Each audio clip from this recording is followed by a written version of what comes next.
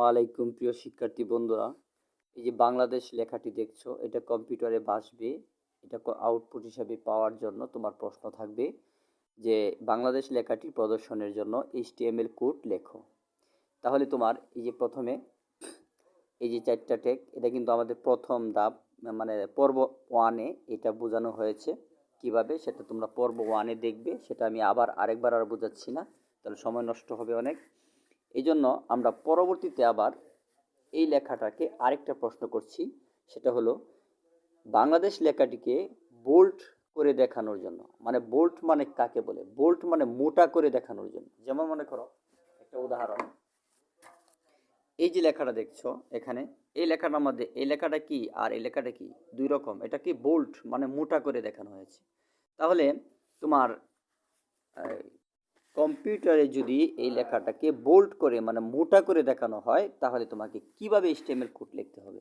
দেখো, এই যে আগের যে এইচটিএমএল কোডটা যেরকম দেখছো, যেভাবে লেখা, ঠিক ঠিক সেভাবেই লিখতে হবে, কিন্তু একটু পরিবর্তন হলো। দেখো, এই যে এই যে আশ্চর্যবোধক চিহ্ন, এক্সক্লেমেটরি সাইন, আশ্চর্যবোধক চিহ্ন, এটা দিয়া পরে অ্যাঙ্গেল ব্রেকেট দিয়ে এই চিহ্নটা দিয়া তোমরা লিখতে হবে doc type, DOCTYPE, doc type HTML দিয়া। এই যে স্টার্টেক ক্লোজিং ট্যাগ তোমাকে কালকে বোঝানো হয়েছিল 1 নম্বর পর্বে। এটা হলো স্টার্টেক আর এটা হলো ক্লোজিং ট্যাগ। স্টার্টেক আর ক্লোজিং ট্যাগ। ক্লোজিং ট্যাগ মানে এরকম লেস চিহ্ন দেয়া, এটাকে ক্লোজিং ট্যাগ বলে। আর লেস চিহ্ন না থাকলে অ্যাঙ্গেল ব্র্যাকেটটা শুধু হয়, এটাকে বলে স্টার্টেক। তাহলে এই যে তোমার স্টার্টেকের ভিতরে লিখতে হবে ডক টাইপ HTML। এই আগে যেটা ছিল এইখানেও তোমার লিখতে হবে ডক টাইপ HTML, কিন্তু সেটা আমি আগে করি নাই, কারণ আগের বইগুলোতে কিন্তু এই লেখাটা নাই। এই যে ডক টাইপ HTML এটা নাই। আর কিন্তু বর্তমানে যে বইগুলো সেগুলোর মধ্যে দেখা যায় এই যে এই নিয়মটা দেওয়া আছে, এই ডক টাইপ HTML। প্রত্যেকটা HTML কোড লেখার আগে সর্বপ্রথম তোমার এটা লিখতে হয়। আগে কিন্তু এটা ছিল না, এই জন্য আগে এখানে দেই নেই। যাই হোক, এখন থেকে আমরা এইভাবে দিব, কারণ যখন যে পরিস্থিতি সেই কাজ করতে হবে। এখনের যে বইগুলো, এগুলোর মধ্যে আনসারপত্রে এগুলো আছে, বিভিন্ন গাইডে দেখা যায় এটা লিখতে হবে। এই যে এই লেস চিহ্ন এক্সক্লেমেটরি সাইন দিয়া তারপর HTML, ডক টাইপ HTML এভাবে স্টার ট্যাগের ভিতরে দিতে হয়। আবার কিছু কিছু বইয়ে দেখা যায় HTMLটা নাই, এখানেই স্টার ট্যাগ দেওয়া হয়। যাক, এটা যেভাবে আছে ঠিক এভাবে আমরা দিব। আর এই যে পরবর্তী যেটা আমরা 4টে বেসিক ট্যাগ দেখো, যে 1 2 3 4, এই 4টা তোমার বাধ্যতামূলক, এটা লাগবেই। আর উপরেরটা একটা, কটা হলো? 5টা হয়ে গেল বেসিক ট্যাগ।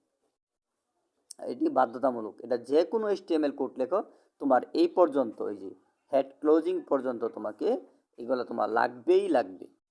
তাহলে দেখো, এই যে আমরা এই পর্যন্ত লিখবো। হ্যাঁ, টাইটেলটা কিভাবে? টাইটেলটা হলো প্যারাগ্রাফ মানে বাংলাদেশ লেখাটা হলো একটা অনুচ্ছেদের মতো। যে কোনো একটা লেখা, বাংলাদেশ না, যে কোনো একটা লেখা, এটাকে অনুচ্ছেদ বলে। তো অনুচ্ছেদ মানে কি? একটা প্যারাগ্রাফ। এই জন্য তোমার এই যে প্যারাগ্রাফ নাম দিয়ে তুমি সেভ করলা। এই টাইটেলের ভিতরে এই যে প্যারাগ্রাফ নাম দিয়ে সেভ করার, যে কোনো তোমার ইচ্ছা যে কোনো নাম দিয়ে তুমি সেভ করতে পারো।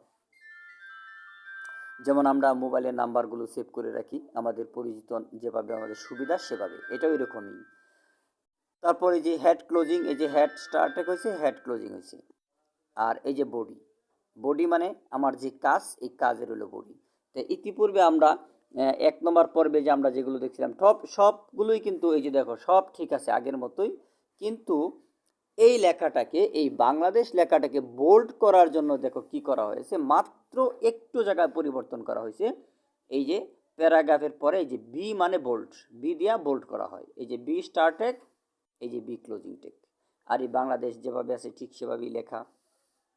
এই যে প্যারাগ্রাফ ক্লোজিং, এই যে প্যারাগ্রাফ স্টার, সব এই যে বডি ক্লোজিং, HTML ক্লোজিং, সব আগের মতোই। এই যে এটা 1 নম্বর পর্বে আমি এই বিষয়টা দেখানো হয়েছে, অবশ্যই দেখবে তোমরা।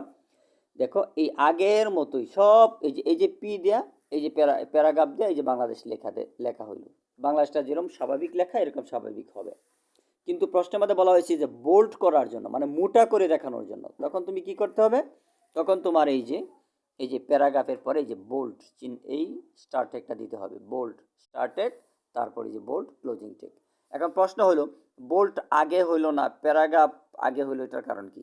হ্যাঁ, প্যারাগ্রাফ, কাজটা তোমার প্যারাগ্রাফ, অনুচ্ছেদ, এই জন্য প্যারাগ্রাফটা তোমার আগে হবে, বড় করার জন্য এখানে বোল্ট আগে হবে, আচ্ছা পরে হবে।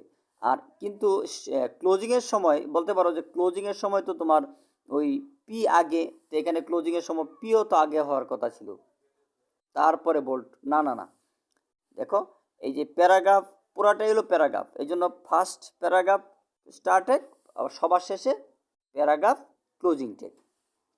এই এখানে যে বোল্ট পরে, এখানে বোল্ট এই যে আগে, ঠিক আছে? এভাবে আমরা এই করব। এই যে বডি ক্লোজিং, এই যে দেখো বডি স্টার, এই যে বডি ক্লোজিং, এই যে এইচটিএমএল স্টার, এই যে এইচটিএমএল ক্লোজিং।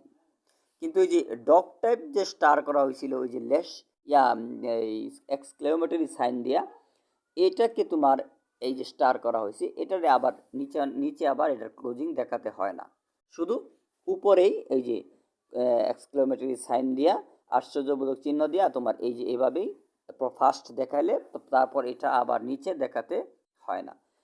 তাহলে আমরা এই যে বুঝলাম এইচটিএমএল কোড এভাবেই লিখতে হয়। ঠিক আছে, খুদা হাফেজ।